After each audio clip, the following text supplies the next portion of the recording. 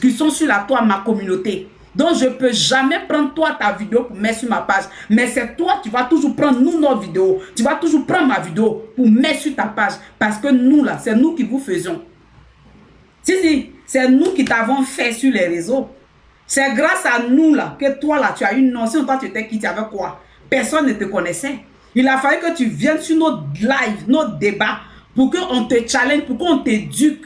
Pour qu'on te donne le verbe, pour qu'on te donne, on t'apprend à parler politique. Parce que toi, tu es un broussard qui sentait le Oussuna, le Nansigi, qui sentait le sang humain, qui sentait les médicaments, les fétiches. Parce que tu es un dozo, tu es un criminel. Et tu es venu, comment on appelle ça, comment on appelle ça, dans la politique, grâce à ta passion du crime. Parce que tu étais passionné d'Alassane Ouattara. Donc vous avez fait le crime de passion pour Alassane Dramane Ouattara. Vous, le RHDP. Vous avez compris. Gbagbo n'est pas votre égal. Gbagbo n'est pas votre camarade. Il a fait exprès. Parce qu'il savait que le média RFI qui était là, c'est un relais de la France. Vous ne connaissez pas la communication. C'est pourquoi nous on vous dit Gbagbo là. Il connaît la communication et la politique. Il savait que les médias qui étaient en face de là, il y avait les médias de France 24 qui étaient là, RFI. C'est pourquoi il a dit devant ces médias-là que le droit de l'homme n'existe pas en Côte d'Ivoire. Il a dit devant ces gens-là que le droit de l'homme n'existe pas en Côte d'Ivoire. Que le droit de l'homme n'existe pas en Côte d'Ivoire. Parce que le fait qu'il dit même le petit Ziggy, vous l'avez condamné, pourquoi? Parce qu'il parle sur Internet, parce qu'il prend son téléphone, il s'amuse. Vous l'arrêtez, vous l'envoyez en prison, vous le condamnez.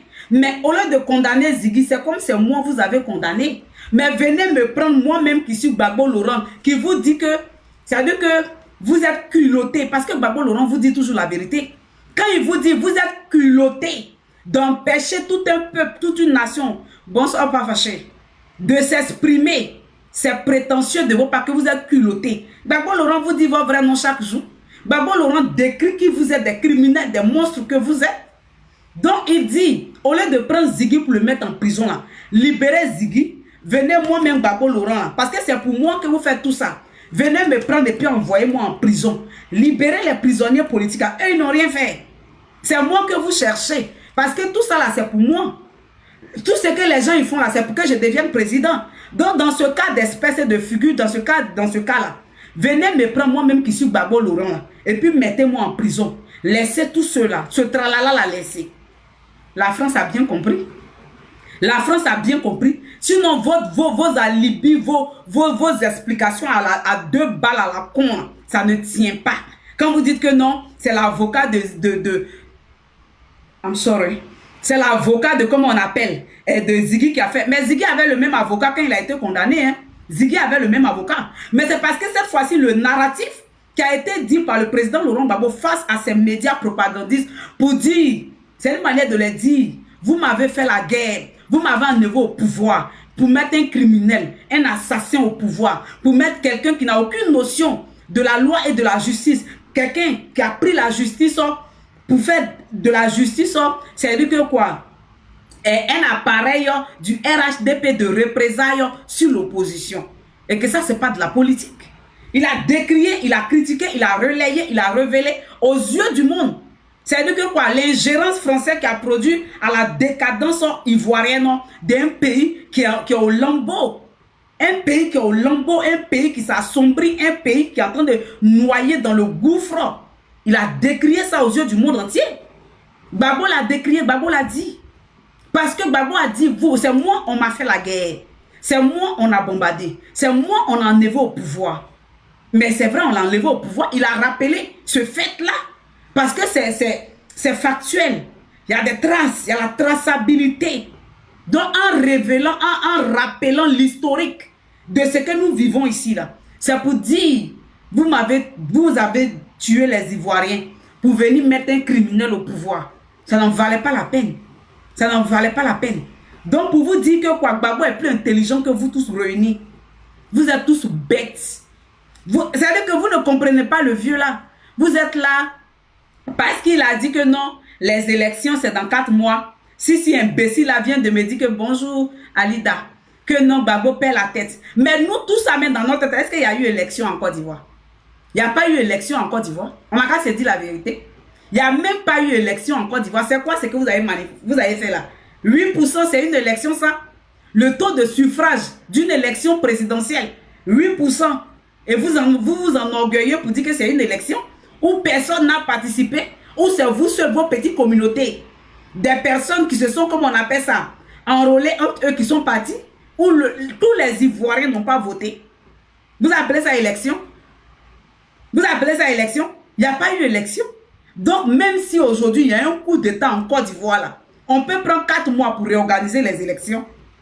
Ce qu'il a parlé, c'est quoi qui vous surprend? Tout est possible dans la vie. Tout est possible dans cette vie-là. C'est-à-dire que vous pouvez être frappé d'un coup d'État à tout moment. Et puis, on peut réorganiser les élections avant décembre. Ça peut arriver. Donc, quand il vous dit que les élections, c'est dans 4 mois, Gbagbo, c'est un prophète. Nous, notre Gbagbo que nous, on connaît là, c'est un prophète. Parce qu'il n'y a pas eu élection en Côte d'Ivoire. Donc, à tout moment, tout peut arriver. Tout peut arriver. Vous avez compris? Tout peut arriver en Côte d'Ivoire. Tout peut arriver en Côte d'Ivoire. Donc, là, vous pouvez être déstabilisé. Vous pouvez être frappé par un puissant et un très bon coup d'État. Et puis, vous tombez bracata. Et puis, la transition organise un coup, comme on appelle, une élection en 4 mois. Et puis, la prophétie est accomplie. C'est quoi qui vous dérange? C'est en quoi est-ce qu'il perd la tête? Tout ce que Gbagbo a dit là, il n'avait pas feuille devant lui pour réciter.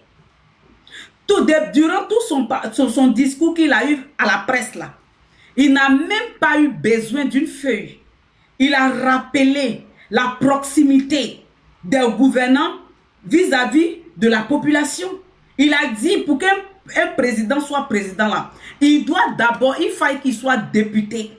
Parce qu'en étant député, la législation là, te permet d'être au contact de la population, de savoir la vie des peuples. Et que lui, il a été député pendant 2 mandats. C'est en quoi est-ce qu'il perd la tête? Il a dit que c'est pas bien qu'on augmente, on grossit les régions ou bien les circonscriptions. Et puis ceux qui sont en charge n'arrivent pas, n'ont pas la même mise sur les régions qui doivent gouverner. Ça les échappe. Il a parlé de tout ça. En quoi est-ce qu'il perd la tête? Au fait, comme vous n'avez, comme on appelle ça, élection dans 4 mois, exactement dans 4 mois, il ne faut pas rire. Quand Gbagbo vous a dit à la CPI, on ira jusqu'au bout, vous l'avez vu comme un fou, non? Vous qui ouvrez vos gueules pour rire ici, là. Quand Gbagbo vous a dit à la CPI, on ira jusqu'au bout, vous avez pensé qu'il était fou.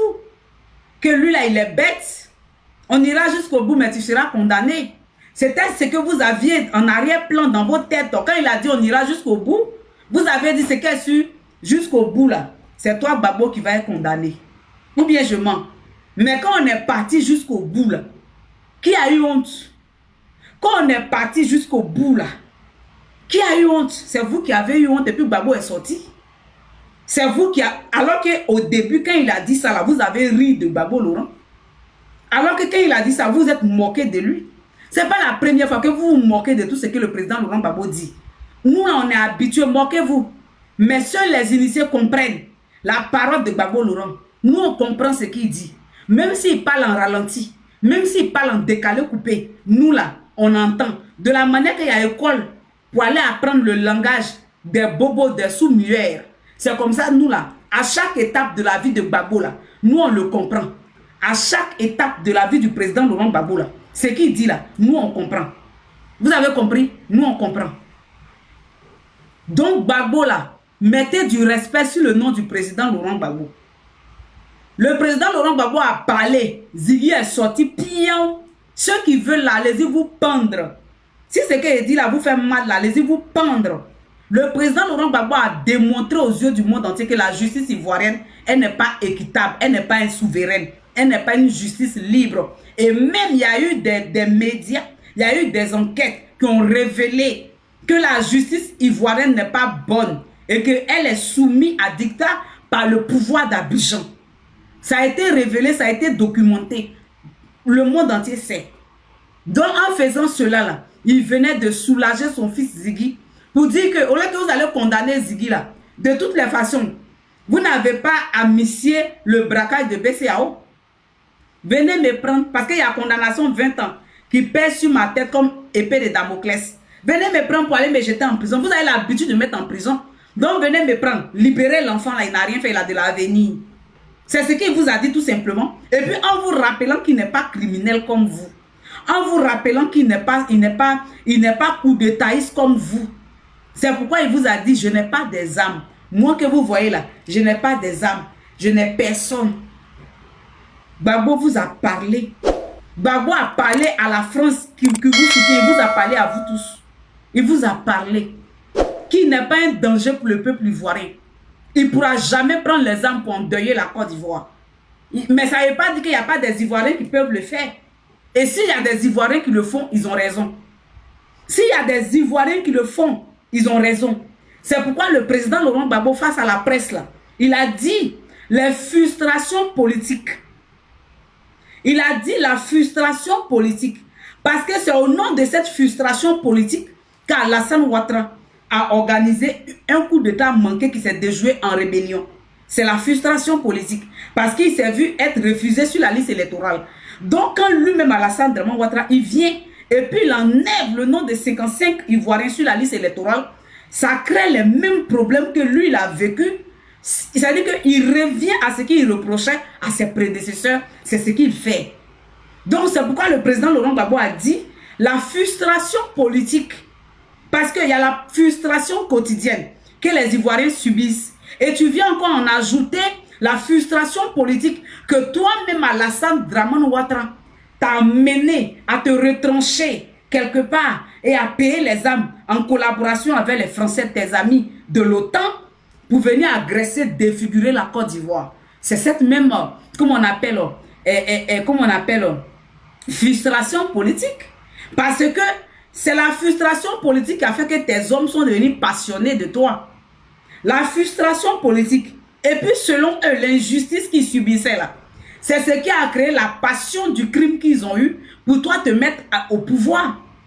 La passion du crime que ces mercenaires, ces criminels, ils ont eu pour Alassane Ouattara. L'amour passionné qu'ils ont eu pour toi là. Et puis à cet amour là, ils ont pris les armes pour venir créer déjà les Ivoiriens là. Mais non seulement actuellement la population, elle est meurtrie, la population ivoirienne est frustrée, la population ivoirienne est abusée. Et puis à ça encore, tu ajoutes, comme on appelle, la frustration politique en excluant des leaders de l'opposition, des candidats potentiels. Mais tu veux la guerre au contraire en Côte d'Ivoire.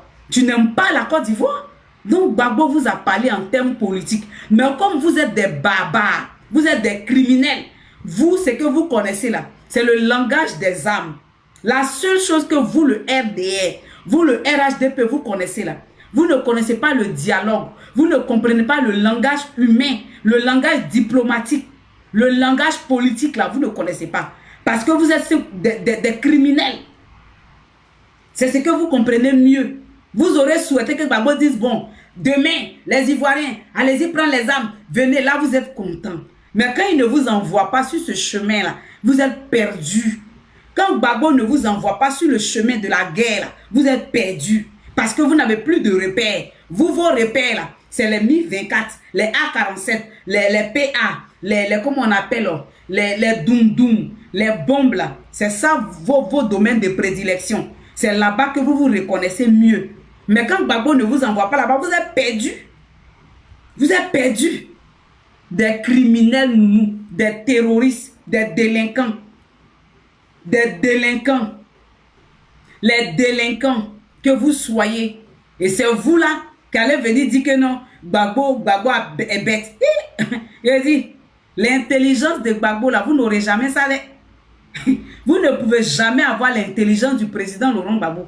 Parce que comment pouvez-vous comprendre un seul homme, une seule personne, avec lui seul sa tête, avec lui seul son cerveau? C'est-à-dire que vous a démasqué, enlevé le masque sur vos visages interplanétaires. Tout le monde entier a vu qui vous êtes. Aujourd'hui, là, quand l'AES aujourd'hui est dans sa posture, là, c'est parce que Gbagbo Laurent a révélé qui vous êtes au monde entier. C'est parce que Gbagbo Laurent a révélé que la France est meurtrière, la France est délinquante, La France est criminelle. C'est à cause de ça aujourd'hui, eux, quand ils parlent là, ils ont des exemples palpables. Et même s'ils ont le président Laurent Gbagbo au bout du fil aujourd'hui, il se fera le malin plaisir de leur expliquer que la France est une puissance soit délinquante ou criminelle qui attaque les petits pays, qui les prend comme des proies faibles. C'est ça. C'est Gbagbo qui vous a révélé. Ça veut dire qu'il est plus intelligent que la France. Il est plus intelligent que Nicolas Sarkozy. Il est plus intelligent que les dirigeants français. Il est plus intelligent que les gens de la CEDEAO. Il est plus intelligent que l'Union européenne. Il est plus intelligent que l'ONU. C'est ce Gbagbo-là, vous avez dit qu'il est bête. Il est trop intelligent. Il est hyper intelligent. C'est pourquoi, à l'orée des élections, quand il a été exclu, il a pris la peine de rappeler au monde entier la cause qui a plongé la Côte d'Ivoire dans les crises cycliques et qu'aujourd'hui, on n'en sort pas là. Il a pris la peine de vous le rappeler. Parce que c'était au nom d'une exclusion que la Côte d'Ivoire a plongé dans le chaos. C'était au nom d'une exclusion. Parce qu'une personne, un individu mal intentionné, quoi de plus être même, n'est même pas légal, légitime à poser une candidature. Mais parce qu'il a été exclu, le monde entier a tremblé pour lui. Le monde entier s'est coalisé pour lui. Donc il vous a rappelé votre mesquinerie, votre complot, qui vous êtes. Il a rappelé au monde entier. Parce qu'on pouvait accepter que non, c'est Gbagbo, vous ne voulez pas, il a été exclu. Mais mettez le nom des autres candidats sur la liste électorale. Si c'est Gbagbo que vous ne voulez pas là, qu'il a été exclu là, mais pourquoi vous n'avez pas mis Tidiane Thiam sur la liste électorale? Pourquoi vous n'avez pas mis, comme on appelle, tous les autres opposants sur la liste et puis laisser Gbagbo? Pourquoi? C'est parce que vous n'êtes pas bien. Parce que vous saviez que même si vous mettez un autre Ivoirien sur la liste électorale, Gbagbo était... Je ne parle pas des opposants fabriqués, frélatés, que eux-mêmes ils se sont taillés sur mesure, les composants de nuit avec le RHDP là. Je ne parle pas de ceux-là. Gbagbo allait être capable de dire aux Ivoiriens, allons-y voter. Mais vous avez exclu 55 personnes. Et puis vous êtes taillé des opposants frélatés, des opposants, c'est-à-dire que coupés, cloués, des opposants aux ordres, des opposants dressés comme des chihuahuas, des opposants qu'on peut dire, hey, debout, il se lève, assis, il s'assoit, couché, il se couche. C'est avec eux, vous êtes partis concourir. Donc là, mettez du respect sur le nom de Gbagbo Laurent. Gbagbo Laurent vous a démasqué. Gbagbo Laurent vous a exposé au monde entier. Et aujourd'hui là, même tout le monde entier parle et cite Gbagbo Laurent en exemple. Qui a parlé le bon nom d'Alassane Ouattara? Je pose la question. La sous-région qui est là, qui parle bien d'Alassane Ouattara, même dans la CEDEAO dans laquelle ils sont là, les présidents même ne l'aiment pas. Dans la CEDEAO qui sont là, les présidents n'aiment pas Alassane Dramane Ouattara. Ils ne s'aiment pas. Donc là, vous parlez de quoi? Mais il n'y a pas quelqu'un qui n'aime pas Gbagbo. Tous disent le bon nom de Gbagbo Laurent. C'est ça, on dit la politique, un politicien. On ne parle pas des délinquants, des criminels. Donc ça, c'était une parenthèse. On revient au sujet. Mon sujet du jour. L'AES. L'AES a fêté ses 2 années. Ses 2 ans de résistance. On va applaudir pour l'AES.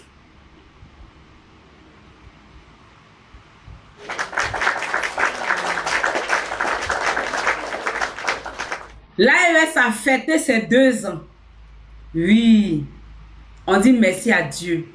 Parce que quand ça avait commencé, les gens comme les Sissi, les Alassane Dramane Ouattara, la France, la CEDEAO, l'UA, l'Union africaine, l'Union européenne, l'ONU, ils ne croyaient pas. Ils les ont vus comme des fous. Ils les ont vus comme des gens délirants. Mais ils ne savent pas que la ténacité, ils ne savent pas que ce que leurs prédécesseurs ont vécu, ont vu là, ça a donné le courage, ça a donné la force à ces 3 présidents-là de tenir et de s'encourager davantage dans leur combat. Aujourd'hui, l'AES a fêté ses 2 ans. Je vais vous laisser écouter la lettre que le président Ibrahim Traoré a adressée à la population, à la communauté et aux Africains que nous sommes. Le président Ibrahim Traoré a parlé fort. Il a parlé très fort. Il a dit le combat qu'il mène, c'est un combat pour toute l'Afrique. Et moi, j'ai aimé. Ça veut dire que le travail que nous faisons sur les réseaux, là, ne pensez pas que c'est seulement que virtuel. Ça a des répercussions positives dans la vie active. Et le président Ibrahim Traoré nous l'a redonné favorablement. Il a compris l'amour que nous leur apportons. Il a compris l'amour que nous apportons dans ce combat. Le soutien que nous apportons pour qu'on ait une Afrique libre, indépendante et souveraine. Franchement, écoutons ensemble le message. Allez, et laissons gueuler, bavarder, pianoter le RHDP qui sont des délinquants, des criminels qui ne savent rien faire que tuer. C'est-à-dire, de toute façon, on dit le diable est venu pour tuer, détruire là. Le RHDP est venu pour tuer, détruire. C'est des démons. Ils ne savent rien faire.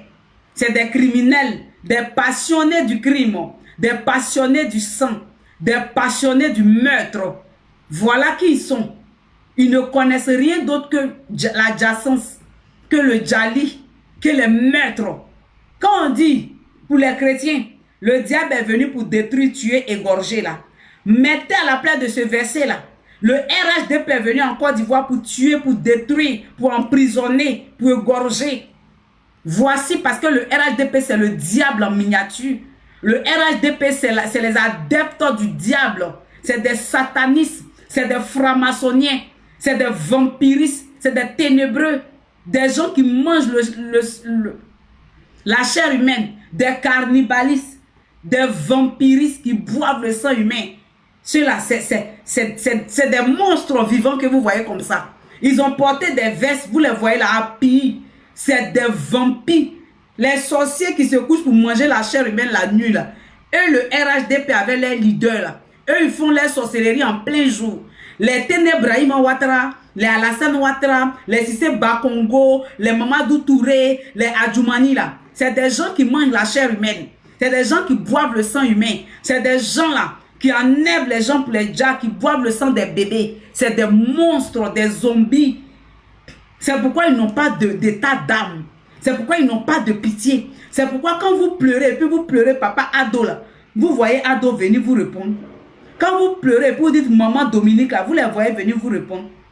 Parce que plus ils vous font souffrir là, dans le monde spirituel là, ils gagnent assez de pouvoir. Vos douleurs là, c'est comme des trucs qu'on met dans une balance pour augmenter leur pouvoir.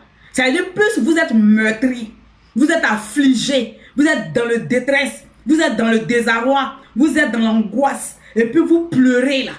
L'adrénaline qui sort, la sensation qui sort de vos douleurs là. Spirituellement, le RHDP se nourrit de ça. C'est ça qui est métier. C'est pourquoi ils ne font que vous faire du mal. C'est pourquoi ils ne font que vous dja. C'est pourquoi ils ne font que casser vos douleurs. Pour plus faire sortir de vos cœurs la douleur. C'est des monstres ceux-là. C'est des criminels ceux-là. Eux-mêmes, ils sont pires que des terroristes.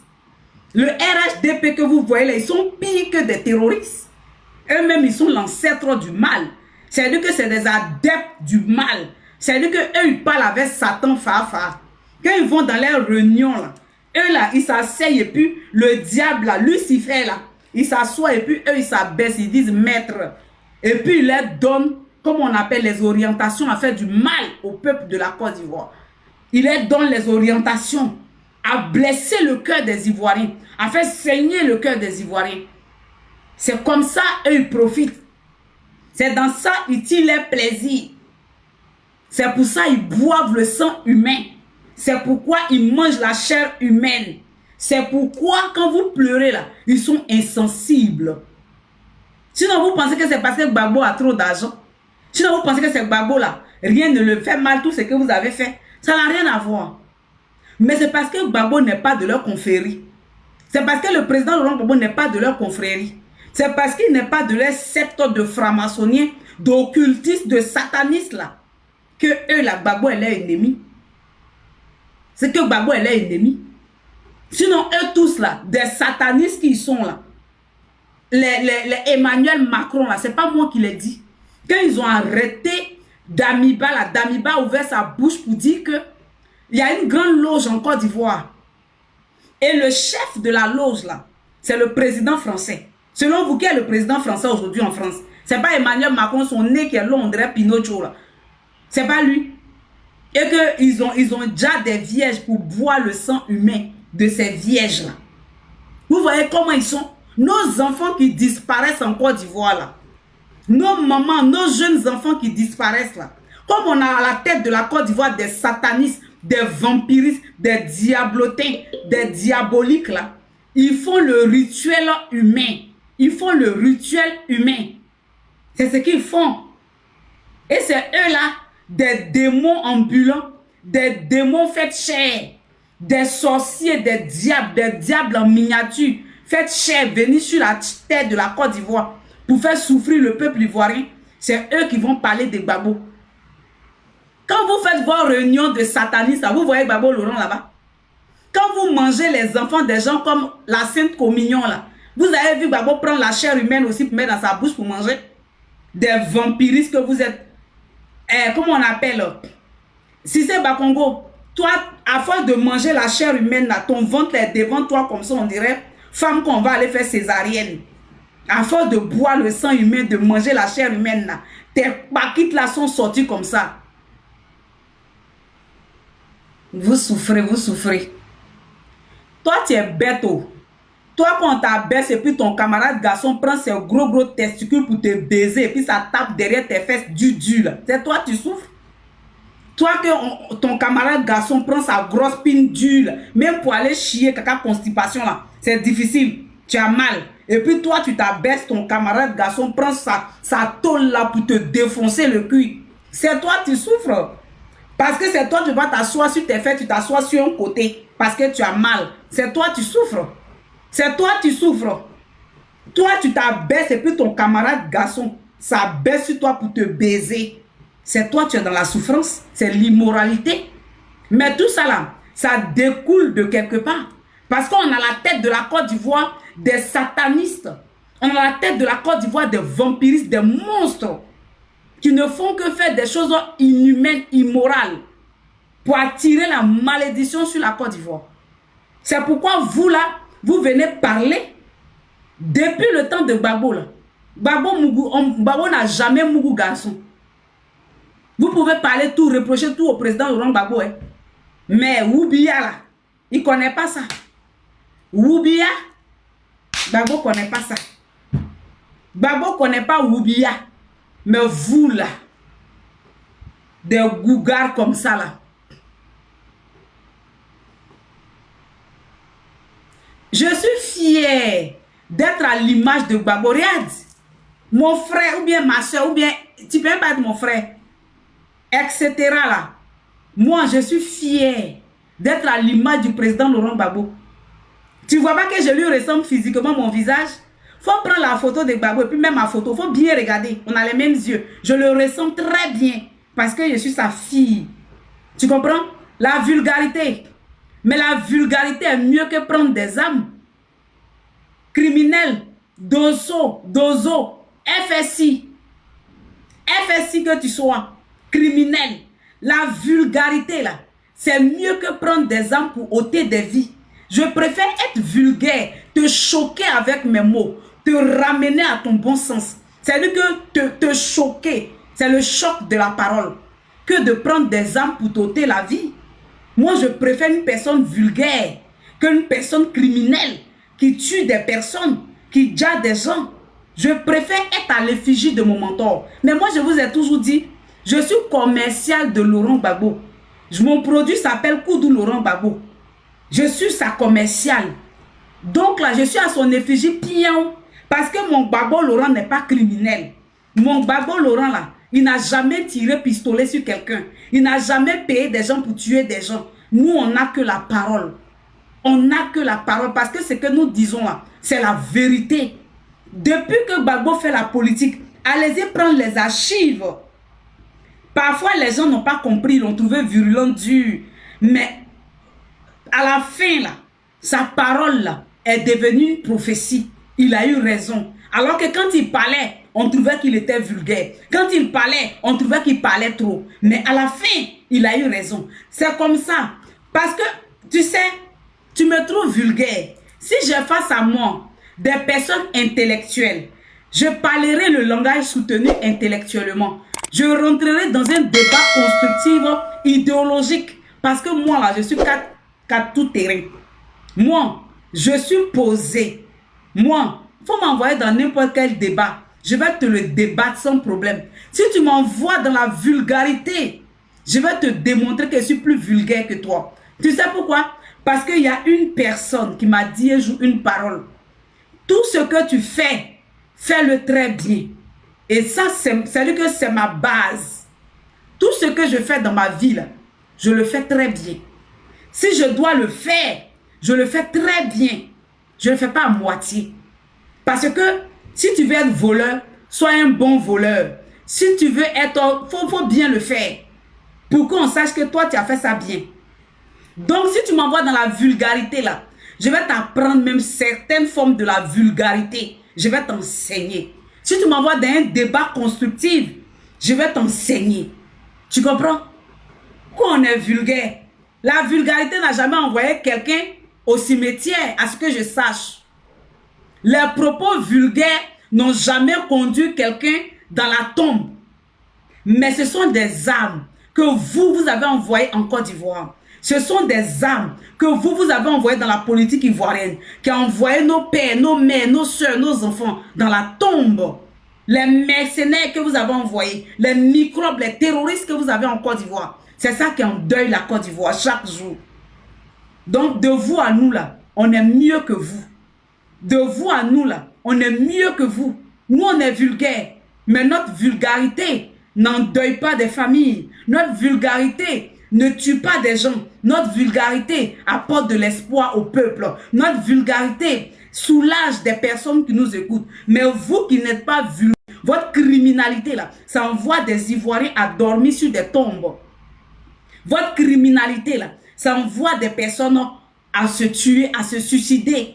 Votre criminalité là, ça envoie des gens à dormir dans l'eau. Votre criminalité là, ça envoie des gens à perdre tous leurs biens. Donc de vous à nous là, qui est mieux? De vous à nous là, qui est mieux? La vulgarité est mieux que la criminalité. Pourquoi tu es parti? Viens, je vais t'enseigner. La vulgarité est mieux que la criminalité. Tu comprends? On n'a pas mis quelqu'un en prison parce qu'il est vulgaire. Mais on a mis quelqu'un en prison parce qu'il est criminel. Parce qu'il est délinquant. Parce qu'il a déjà des gens. Tu comprends? Tu comprends? Depuis que je suis né là, on n'a jamais mis quelqu'un en prison parce qu'il est vulgaire. Mais on a mis quelqu'un en prison parce qu'il est criminel. Parce qu'il est assassin. Et quand les reportages de France 24 ont fait votre narration là, dans la narration de votre histoire, de votre historique, de votre avènement en Côte d'Ivoire, de tous les sites, de tous les drames que la Côte d'Ivoire a commis là, vous êtes reliés au crime, vous êtes attachés au meurtre, vous êtes attachés au sang, vous êtes attachés aux pleurs. C'est différent de nous. Je suis fier d'être à l'effigie de Laurent Gbagbo. Je l'aime, c'est mon père et j'en suis fier. Je suis fier de lui. De la manière que par la passion pour Alassane Dramane Ouattara, vous avez pris des âmes pour endeuiller la Côte d'Ivoire. C'est comme ça par la passion pour Laurent Gbagbo là. Je suis vulgaire. Parce que je vais vous choquer. Parce que je vais vous amener à comprendre combien de fois vous êtes barbare, vous êtes criminel. Ça ne veut pas dire que dans la vraie vie, je suis vulgaire.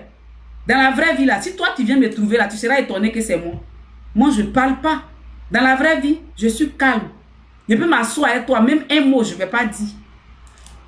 Même un mot, je ne te le dirai pas.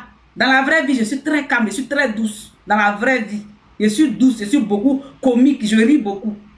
Mais quand on est sur les réseaux, on a des criminels face à nous, là, des délinquants face à nous, là, des assassins face à nous. Là.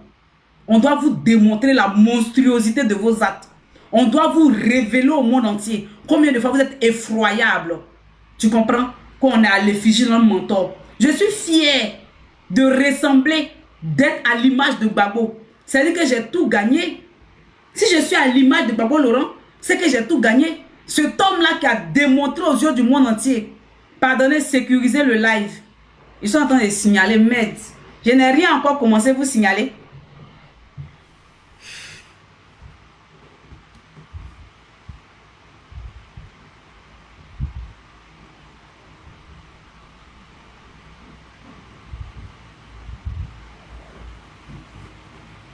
Je n'ai rien encore commencé à vous signaler. Celui-là même qui a dit non à Nicolas Sarkozy, je suis fier d'être à son image. Là où ton Alassane Dramane Ouattara s'est abaissé, puis ils ont baisé son boda. Gbagbo Laurent s'est arrêté, puis il a dit je refuse. Là où ton Alassane Dramane Ouattara s'est couché, puis ils ont rampé sur sa ville. Gbagbo Laurent s'est arrêté, puis il dit je dis non. Je suis fier de cet homme-là. Je l'aime à mourir. Je l'aime à mourir. Tu comprends? Là où Alassane Dramane Ouattara face à Obama, quand Obama l'appelle et puis dit oui, monsieur le président, oui, chef, oui, chef, oui, chef, vos désirs sont des ordres, oui, chef, comment est-ce que vous voulez qu'on fasse? Ok, monsieur le président, d'accord, monsieur le président, d'accord, monsieur le président. Il tremblait comme une feuille morte, comme un enfant là. Quand Obama a appelé Gbagbo, il dit je dis non. Je dis non. Mon nom c'est non. C'est pourquoi ils ont respecté cet homme-là. Et on l'appelle l'homme du refus. Mais vous là, vous êtes les bénis, oui, oui. Votre tête là, c'est comme Maguya, tête rouge, c'est comme ça. Quand la France parle là, vous Alassane Ouattara, quand l'Union européenne, quand la communauté internationale parle là, votre tête là, c'est comme ça. C'est Maguya, tête rouge. Vous ne savez pas faire comme ça, dites non. Vous faites comme ça seulement. Gbagbo, lui, il fait comme ça. Quand la France parle là, lui, il fait comme ça. Il dit non. C'est ce qui les fait mal. C'est pourquoi ils l'ont bombardé. C'est pourquoi ils ont voulu l'assassiner. Des criminels qu'ils sont, des délinquants comme ils sont, des meurtriers comme ils sont, association des meurtriers, association collective de meurtriers. Tu comprends? Donc là, quand tu viens et puis tu dis que nous, on a l'effigie de Laurent Gbagbo là, nous, tous les amoureux de Gbagbo dans le monde entier, on est fiers de ressembler à Gbagbo. Parce que nous, on a un leader qui est un lion.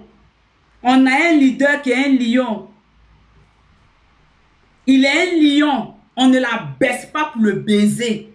C'est impossible. Sa maman l'a fait garçon. Et il mourra garçon. Il mourra dignement. Mais il ne sera jamais dit que Gbagbo a fui. C'est mon papa qui a dit ça. C'est mon papa Laurent Gbagbo qui a dit ça. Il ne sera jamais dit quelque part que Gbagbo a fui. Mais ça a été dit quelque part qu'Alassane Ouattara a fui, a sauté clôture. Ça n'a pas été dit que quand on bombardait le palais présidentiel, là, Gbagbo a fui. Ça n'a pas été dit ça. Et le monde entier est témoin. Le monde contemporain est témoin de cette histoire-là. Merci beaucoup, KM. Le monde entier est témoin. Vous l'avez bombardé pendant combien de jours? Vous l'avez bombardé pendant combien d'heures? Vous l'avez bombardé. Mais est-ce qu'il a fui? Quand vous l'avez envoyé au Golf Hotel, vous étiez tout feu, tout flamme, tout excité, incontrôlé, incontrôlable. Vous lui avez posé une question. Malgré vos présences qui pouvaient l'intimider avec vos armes à la main, il vous a répondu toujours en tant qu'un garçon, en tant qu'un courageux. Un lion. Je suis fier de Gbagbo. Il vous a dit, vous lui avez posé la question. Qu'est-ce que tu dis à tes mercenaires? Il vous a répondu, malgré les armes et la France qui étaient à vos côtés. Il dit, moi je n'ai pas de mercenaires. J'ai demandé à l'armée ivoirienne d'arrêter les armes, d'arrêter les bombardements, de cesser le feu. Et encore il a ajouté pour vous donner, comme vous êtes bête, vous êtes stupide, il vous a donné ça gratuit. C'est-à-dire que, il give you advance, really. Il dit, ce qui se passe là, ça vous dépasse vous-même. Ce qui se passe là, vous-même là, ça vous dépasse. Il vous a dit ça, oui ou non? Il vous l'a dit. Mais quand Gbagbo Laurent parle là, vous ne comprenez pas. Merci beaucoup de me suivre. Vous ne comprenez pas. Quand Gbagbo Laurent vous parle là, vous ne comprenez pas. Gbagbo Laurent, c'est un fuyard. C'est pas un peureux comme vous. C'est pas un peureux comme vous. Il n'est pas peureux. Vous l'avez fait passer par l'entraille du feu. Vous avez fait passer Laurent Gbagbo par l'entraille du feu, dans le couloir de la mort, dans l'ombre de la mort. Mais il est resté digne pour la Côte d'Ivoire. Il est resté digne pour nous les Ivoiriens. Il est resté digne pour les Africains. Il est resté digne comme ses pères. Patrice Lumumba, qui était frappé par ses propres frères africains, qui était tapé par ses propres frères africains, qui était chuté par ses propres frères africains. C'est ça, les révolutionnaires vrais. Les vrais révolutionnaires, là, ils restent dignes jusqu'à la mort. Parce que c'est leur appel. Ils ne sont pas des satrapes, des reptiliens comme vous. Des satrapes comme vous. Des sorciers comme vous. Des cannibalistes comme vous. Des vampiristes comme vous. Des mangeurs de chair humaine. Vous les dozos, là. Je pense que tous vos rituels étaient faits avec la chair humaine. Avec le sang humain. Voir Gondrol. Gondron ou bien Gondro, ou bien Gondro, je ne vais même pas bien prononcer le nom de ce truc-là. Ce n'était pas avec le sang des militaires ivoiriens que vous prenez pour adorer. Sous prétexte que ces militaires étaient les pro-Gbagbo alors qu'ils servaient la nation ivoirienne. Vous avez pris leur sang pour servir de sacrifice, de rituel à vos démons, à vos sorcelleries. Et c'est vous les ténébreux là, qui allez venir parler à nous les enfants de lumière, qui allez venir parler à nous. Who born you really? I don't understand. You are a devil. You people, you are a devil. You are weakness. You are weakness. You are a devil. Des sorciers comme ça. C'est vous qui allez venir dire on est à l'effigie de Gbagbo. Mais moi je suis fier. Hey, hey. Moi je n'ai pas honte de Gbagbo. Hein. Moi là je n'ai pas honte de Gbagbo. Je n'ai pas honte d'appartenir à Gbagbo Laurent. Je n'aurai jamais honte. Même si Gbagbo Laurent il dit un mot, il attend 1000 ans pour ajouter deuxième mot là. Je serai toujours fier de Gbagbo. Parce qu'il n'est pas né comme ça. C'est ça l'amour. C'est ça aimer quelqu'un. Il n'est pas né comme ça. C'est vous qui lui avez imposé cela. Your mother is finished. You understand me? Your father is finished. Gbagbo is not done. Okay? It is beginning. Do you understand me? Bastard rubbish. And beside, Gbagbo, vous faites pitié. Vous faites pitié. Si les 3 présidents de l'AES respectent Gbagbo, c'est parce que c'est un homme de principe. C'est un homme de parole. C'est un homme vrai. C'est un homme authentique. C'est un homme là. S'il t'a donné son oui, là, c'est son oui. Maintenant, ce que vous ne comprenez pas, c'est que dans la politique, là, il faut se servir des failles de son adversaire pour lui faire des coups politiques. La partie là vous échappe. C'est-à-dire qu'on est politicien. Si je sais que ici, là, tu ne devrais pas casser la maison des gens, tu as cassé là. C'est sur ça je vais me baser pour remonter, pour remonter et pour démontrer au monde ton incompétence. Et je ferai ça, de ça la politique.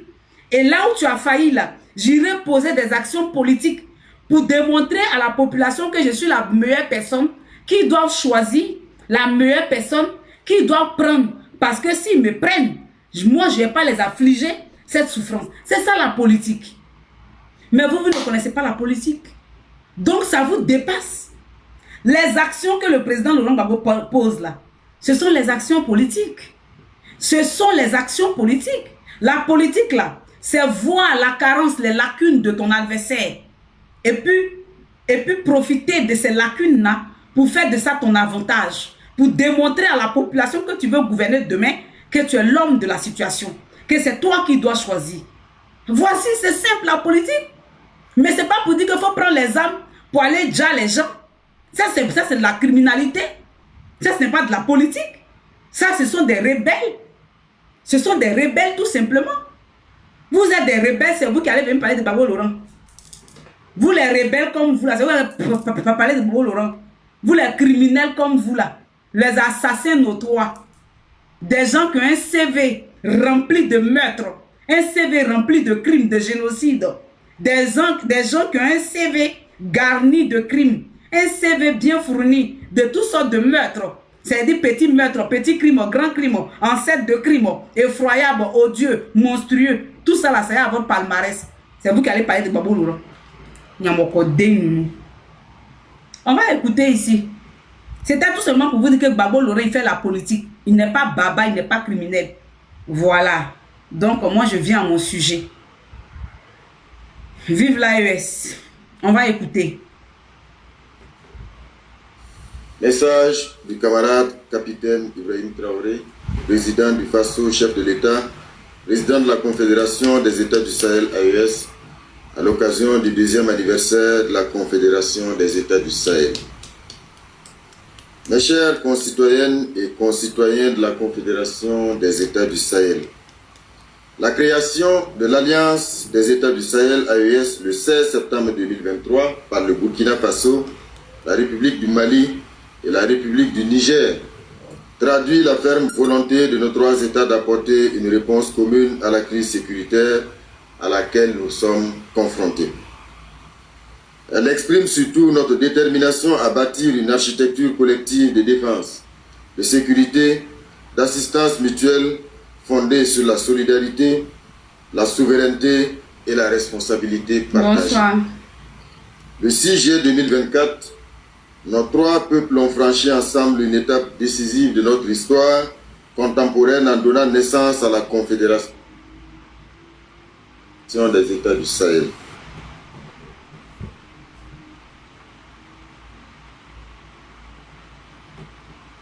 C'est quoi ça?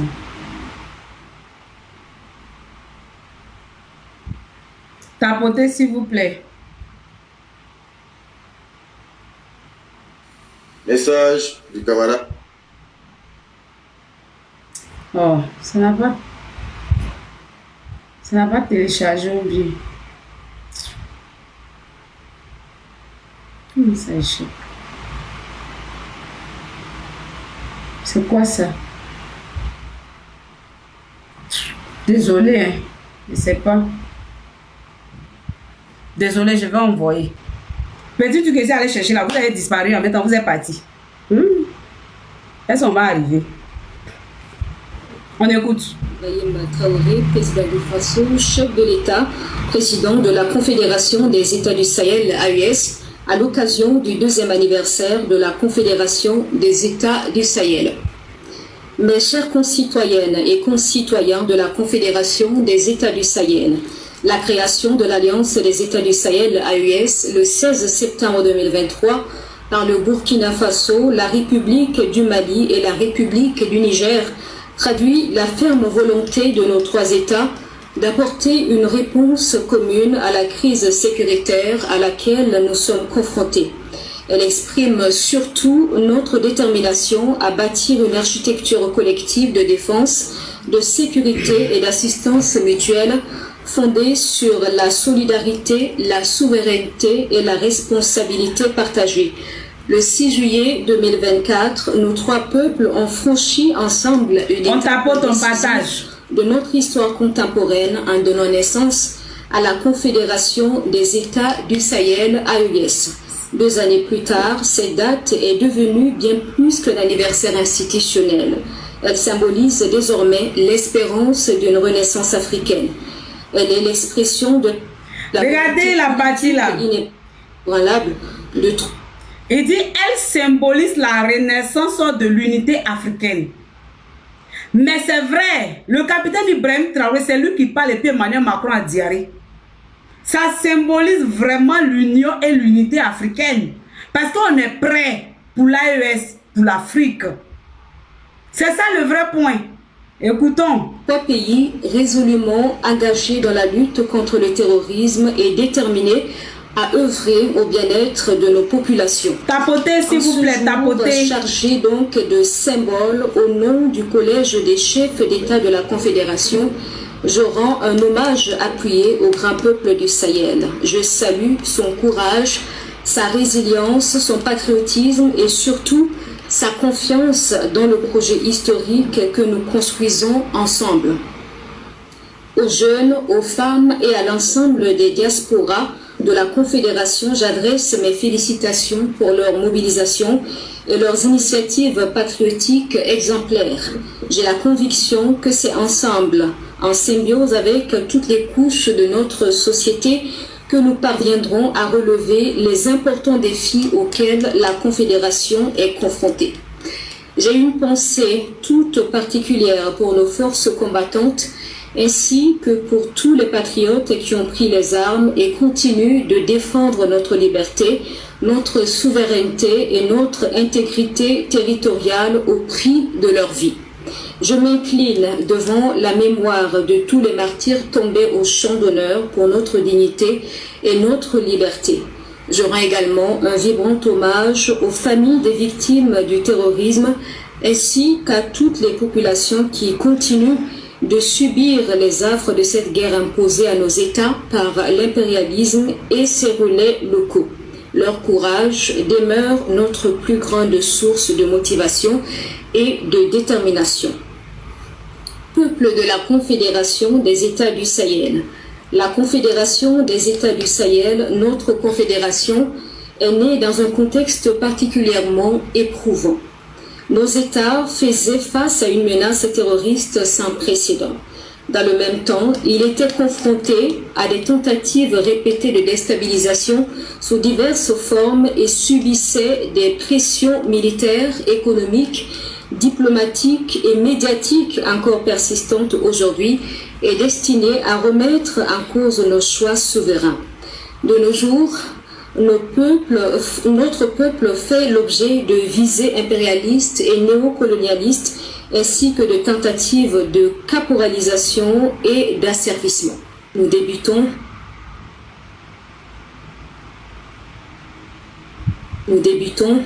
par face à ces défis, vous avez refusé la résignation. Vous avez choisi l'unité plutôt que la division, la solidarité plutôt que l'isolement et l'action plutôt que l'attentisme. C'est dans cet esprit qu'est née la Confédération des États du Sahel, dont les objectifs s'articulent autour des trois volets que sont la défense et la sécurité, la diplomatie et le développement. Une confédération voulue, portée et défendue par notre peuple. Une confédération construite pour les peuples. 2 années après sa création, les résultats sont tangibles. Notre coopération politique s'est considérablement renforcée. Notre coordination diplomatique s'affirme chaque jour davantage. Nos forces combattantes coopèrent avec une efficacité croissante dans la lutte contre le terrorisme. Nos administrations travaillent désormais selon une vision commune. Nos économies avancent progressivement vers une intégration plus profonde pour le développement harmonieux et durable de nos États. Nos institutions confédérales poursuivent leur consolidation. Nos diasporas jouent pleinement leur partition dans cette quête de liberté et de souveraineté. Notre voix est davantage écoutée et entendue sur les scènes africaines et internationales. Ces acquis sont le fruit d'une conviction profonde qu'aucun de nos États ne sera véritablement fort si les autres demeurent fragiles. Notre sécurité et notre prospérité sont communes. Notre devenir historique sera le même. Nous sommes un peuple, un espace, un destin commun. Peuple de la Confédération des États du Sahel, nous commémorons ce 2e anniversaire dans un contexte marqué par une guerre économique et médiatique d'une ampleur jamais égalée contre nos pays dans le but évident de freiner la structuration continue de notre confédération et d'assassiner l'esprit fédérateur qui nous anime comme cela s'est fait de par le passé sur notre continent. Face à ce fléau, nous devons rester mobilisés pour apporter des réponses appropriées à ces assauts des ennemis de la paix, de la concorde et du vivre ensemble harmonieux dans notre espace sahélien. La Confédération n'est dirigée contre aucun peuple, aucune nation ni aucune organisation. Elle constitue un choix souverain librement assumé par 3 États indépendants déterminés à combattre le terrorisme, préserver l'intégrité de leur territoire, recouvrer totalement leur indépendance pour bâtir un monde plus juste et plus solidaire. Nous demeurons profondément attachés aux idéaux de l'unité africaine, du panafricanisme et de l'intégration régionale. Nous croyons au dialogue fécond et à la coopération entre les peuples. Mais cette coopération doit désormais reposer sur les principes clairs et non négociables. le respect mutuel, l'égalité souveraine des États, la défense des intérêts de notre peuple, le contrôle de nos ressources naturelles, le respect de la dignité, la non-ingérence dans les affaires intérieures des États et la réciprocité. C'est dans cet esprit que la Confédération des États du Sahel poursuit des consultations engagées avec la CEDEAO afin de construire un nouveau cadre de relations fondé sur le respect des décisions souveraines de chaque partie, la préservation des acquis utiles de l'intégration régionale et la protection des intérêts des peuples, des populations ouest-africaines, notamment la libre circulation des personnes et des biens. L'histoire retiendra que même dans les moments face à ces défis, vous avez refusé la résistance. Donc, pour vous dire que quoi, l'an 2 de l'AES, pardon, a été célébré. C'est un fait, c'est factuel. Alors qu'à la base, là, Emmanuel Macron qui est sur mon écran, là, il s'est juré, il s'est promis que même l'an 1, là, ils ne vont pas célébrer ça. Emmanuel Macron qui est là, il s'est promis, il s'est juré que même l'an 1, l'AES n'allait pas célébrer.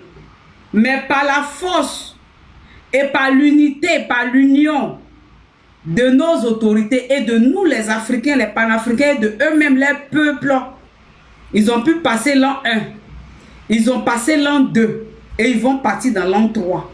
Et puis Emmanuel Macron va partir pour les laisser. Et aujourd'hui, là, voici l'image que j'ai mis. On dit Emmanuel Macron, oui, la Syrie de Bachar Assad de l'époque. Parce qu'aujourd'hui, c'est la Syrie de ce monsieur, quelque chose, Mohamed, là. Que lui, il va recevoir Emmanuel Macron en Syrie. Mais pourquoi Emmanuel Macron s'en va en visite officielle en Syrie?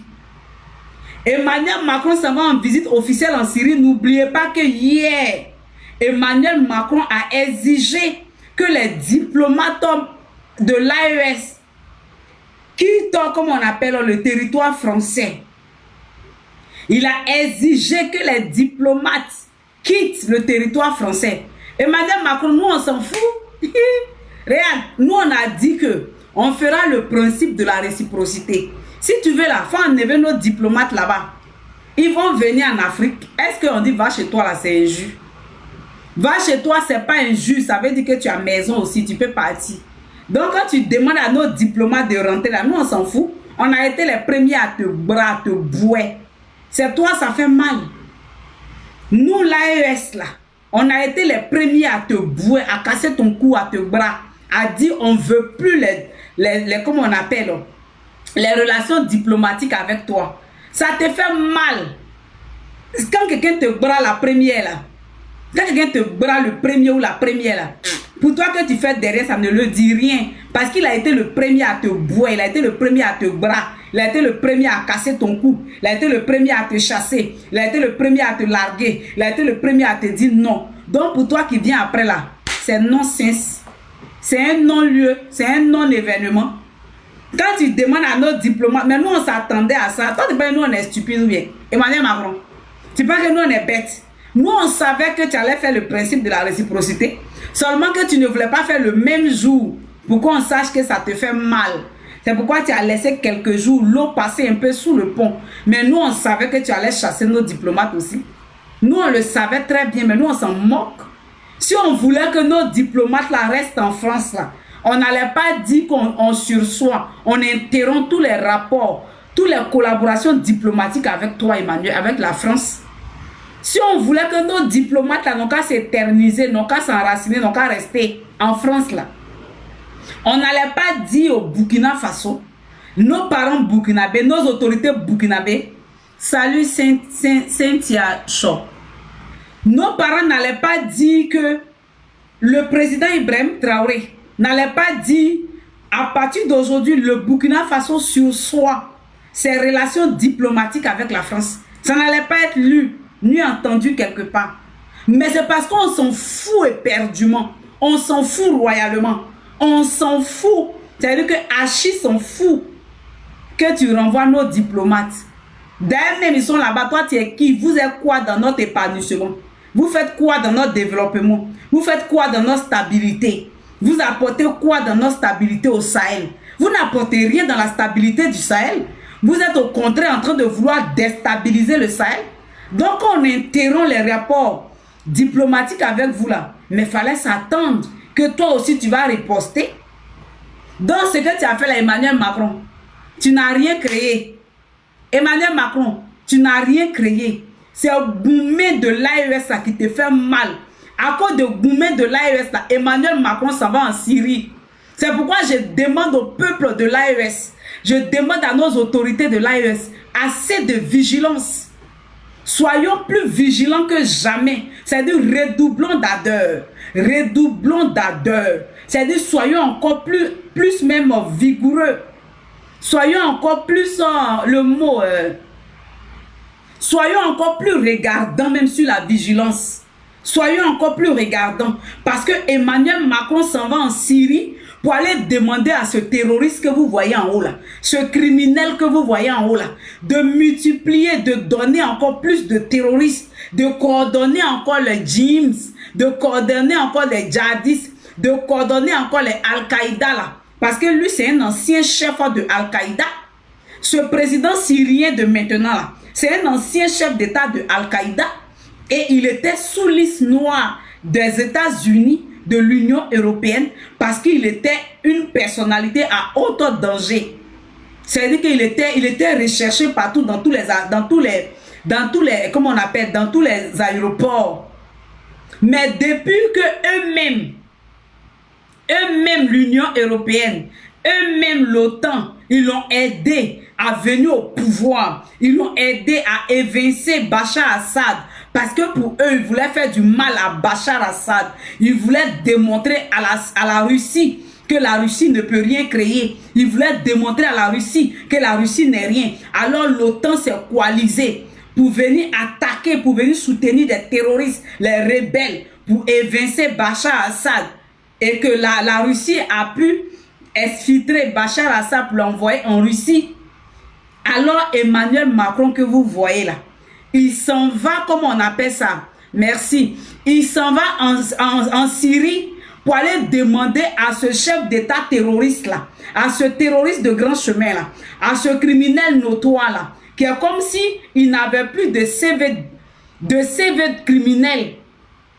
C'est-à-dire quand tu collabores avec l'OTAN là, quand tu collabores avec l'Union européenne, quand tu collabores avec l'ONU, quand tu collabores avec les organisations internationales là, c'est-à-dire que même si tu étais le plus grand criminel du monde entier, ils te blanchissent. Ils font comme si tu renais de tes cendres. Comme si le palmarès soit criminel, délinquant, brigand, criminel que tu as là. Ça n'a jamais existé. On te peint en blanc. Voici ce que Emmanuel Macron envisage, prévoit faire.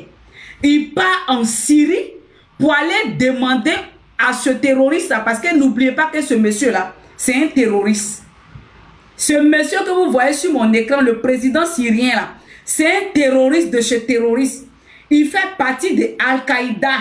C'est pas parce qu'il est devenu chef d'État aujourd'hui qu'il n'a plus de relation avec Al-Qaïda. Ce n'est pas parce qu'il est devenu président aujourd'hui qu'il n'a plus d'acquaintance avec, merci monsieur Diallo, avec les terroristes. Il a toujours, salut Zoba, il a toujours les affinités, il a toujours son carnet d'adresse, il a toujours le contact, il est toujours en contact avec les terroristes.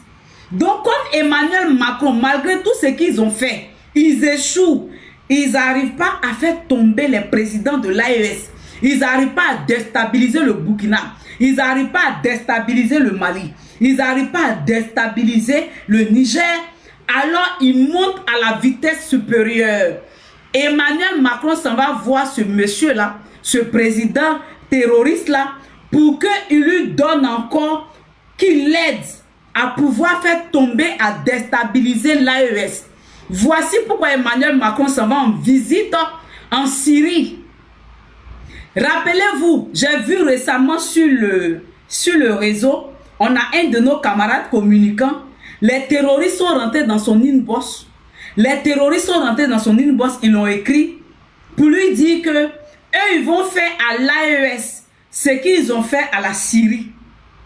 Les terroristes, allez-y fouiller sa page là, j'ai oublié son nom. Les terroristes lui ont écrit blanc sur noir pour lui dire que eux, là, ce qu'eux réservent à l'AES là, c'est ce qu'ils ont fait à la Syrie. Ça fait même pas encore 3 jours. Ça veut dire que de la même manière que l'OTAN, dans son ensemble, s'est coalisé. Je vais te bloquer. Je t'ai pas dit que j'ai soif. Idiot. Regardez-moi ça. Faut boire un peu d'eau. Je t'ai dit j'ai soif. Sa tête là. De la même manière que, comme on appelle ça, l'OTAN dans son ensemble, ils se sont coalisés, ils se sont unifiés. Et puis ils sont allés avec les terroristes, les rebelles, là, pour aller agresser, attaquer Bachar Assad. C'est la même chose qu'ils veulent faire dans l'AES. Emmanuel Macron, il lui reste seulement 5 mois au pouvoir. Il reste 5 mois à Emmanuel Macron au pouvoir. Donc Emmanuel Macron, actuellement, où il est là, il est en train de jouer son va-tout. Il ira même voir Satan s'il en faut, pour vouloir déstabiliser l'AES. Donc, la visite officielle qu'il va aller faire en Syrie, c'est dans l'optique d'aller demander à ce terroriste de président syrien, là, de l'aider à pouvoir avoir beaucoup de mercenaires, de terroristes, à pouvoir organiser, à renforcer, à multiplier les agressions, les attaques terroristes. C'est pourquoi je demande à nos autorités du Sahel et je demande à nos frères et sœurs de l'AES, soyons mobilisés, soyons déterminés. Si on attrape des rebelles, des terroristes, des criminels là, en bas, bâtards sautés, on n'a qu'à les éliminer sans pitié. Même si c'est un nouveau-né, même si c'est un nouveau-né terroriste, on l'envoie en enfer. Même si c'est un nouveau-né terroriste, on l'envoie en enfer. Il n'y a pas pitié dedans. Parce que Emmanuel Macron, actuellement, où il est là, ses jours sont comptés. His day is numbered, really. He don't have time anymore. So, he will do his best. Do you understand me? He will do his best. C'est ça qui est là. Il ne va pas abandonner. C'est devenu comme un chien blessé, un lion blessé. Il est devenu féroce. Il est devenu féroce. Parce qu'actuellement, où il est là, il sait que la honte qu'on va mettre sur lui bientôt, là, c'est pas pour les enfants. Donc, il ne se cache pas. Il ne se cache plus. Il s'en va officiellement demander de l'aide à un terroriste. Mais Emmanuel Macron, c'est nos diplomates que tu as renvoyés en Afrique. Est-ce que c'est tous les Africains qui vivent en France que tu as ramenés en Afrique? On te dit ce que tu vas entendre là. Ça va te faire mal. Je te le dis et je te le répète, Emmanuel Macron. Si tu oses vouloir venir assassiner un président de l'AES, toi-même, Emmanuel Macron, tu seras assassiné. Toi-même, Emmanuel Macron, tu seras éliminé. Parce qu'au stade où on est arrivé là, un président français n'est pas mieux qu'un président africain. Un président français, sa vie ne vaut pas plus cher que la vie d'un président africain. Au contraire, nous-mêmes, nos présidents africains là, les vies là valent mieux que vous, les présidents français là. Parce que vous êtes des voleurs, des prévadicateurs, des criminels. Alors que depuis l'histoire du monde a commencé là, il n'y a pas un président africain qui allait assassiner un président français. Ça n'a jamais existé. C'est nous, nos présidents, qui subissent vos crimes, vos délinquances, vos agressions. C'est nos présidents qui subissent toujours. Vos malversations. C'est nos présidents qui subissent en Afrique. Mais on va faire le principe.